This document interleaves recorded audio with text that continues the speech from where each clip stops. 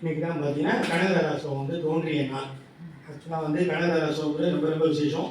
அதாவது கண்ணதாசனுக்கு ஒரு முறை ரொம்ப கஷ்டம் வரும்பொழுது கூட அந்த கனகதாராசத்தை சங்கராச்சாரியா சொன்னார், காஞ்சி சங்கராச்சாரி, இது தமிழில் மொழிபெயர் அப்படின்னு சொன்னாரா. அது தமிழில் மொழிபெயர்த்ததுக்கு அப்புறம் தான் பார்த்தீங்கன்னா அவர் வாழ்க்கையில் நிறைய நல்ல விஷயங்கள் பொன்மலை அப்படின்னு சொல்லிட்டு போட்டிருப்பாரு. கனகதாராசத்தை சான்ஸ்கிரிட்டில் ஸ்லோகம் இருக்கும், அவர் தமிழில் மொழிபெயர்த்து பொன்மலைன்னு போட்டிருப்பாரு.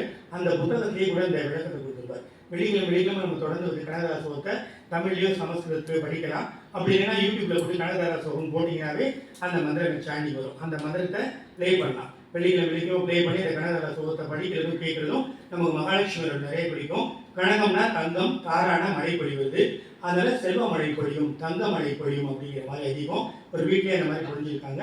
ஹரிஓ அங்கம் ஹரே பூஷணமாசயந்தே ரிக்தாகனேவ முகிலாபனந்தமானம் அங்கீகிராகில விபூதிரமாங்கலீலா மாங்கல்யதாஸ்வமங்கல தேவதாயாக யத்கடாட்ச சம்வாசனாவிதிஹி சேவகஸ்ய சகலாத்மசம்பதः சந்தனோதி வசனாக மானசைஹி த்வாம் முராரிதேஸ்வரிம் பஜே. இந்த வரிகளின் முடிவின் பொழுதுதான் ஆதிசங்கர் முன்பாக மகாலட்சுமி தோன்றினார். கேரளாவில் காலடி என்ற ஊரில் பட்டிமட்டம் என்ற கிராமத்தில் கிபி 7ஆம் நூற்றாண்டளவில் ஆதிசங்கரர் சிவகுரு ஆரிகாம்பி என்ற தம்பதிக்கு மகனாக பிறந்து பின்பு துறவரம் பூண்ட பிறகு ஐயாசங்கன் என்ற ஒரு ஏழை பிராமணன் வீட்டுக்கு தானம் வேண்டி செல்லும் பொழுது அந்த வீட்டில் இருக்கும் அந்த பெண்மணி தான் உணவுக்காக வைத்திருந்த ஒரு பழைய நெல்லிக்கனியும் ஆதிசங்கருக்கு தானமாக வழங்கிவிட்டார்.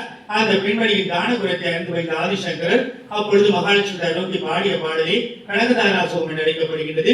இந்த வரிகளில் முடியும் பொழுது ஆதிசங்கர் முன்பாக மகாலட்சுமி தாயார் தோன்றி, ஆதிசங்கரே பூர்வ ஜென்மத்தில் இந்த பெண்மணி குசேலரின் மனைவியாக சுசிலையாக பிறந்து கண்ணபிரானிடமிருந்து ஏராளமான செல்வ வளங்களை பெற்றிருந்தும் யாருக்கும் எந்த தான தர்மங்கள் செய்யவில்லை.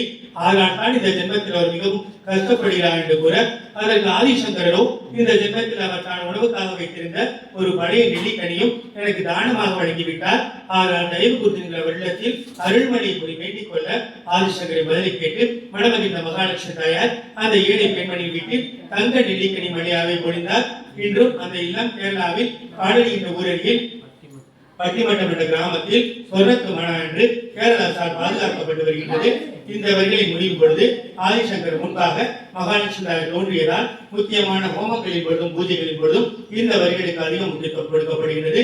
பூஜைக்கு அமர்ந்திருக்கும் பக்தர்கள் தங்களுடைய கோரிக்கையை நினைத்து இருகரம் கூப்பி மகாலட்சுமி தாயாரை சிரம் தாழ்த்தி வழங்கலாம், தலை தாழ்த்தி வழங்கலாம். இன்றைய நாளில் உலகம் முழுவதும் மகாலட்சுமி தாயாரின் கனகதாராசத்தை கேட்டுக் கொண்டிருப்பவர்களும் உங்கள் அனைவரின் இல்லங்களிலும் மகாலட்சுமி தாயார் பரிபூர்ணமாக கிடைக்கும்.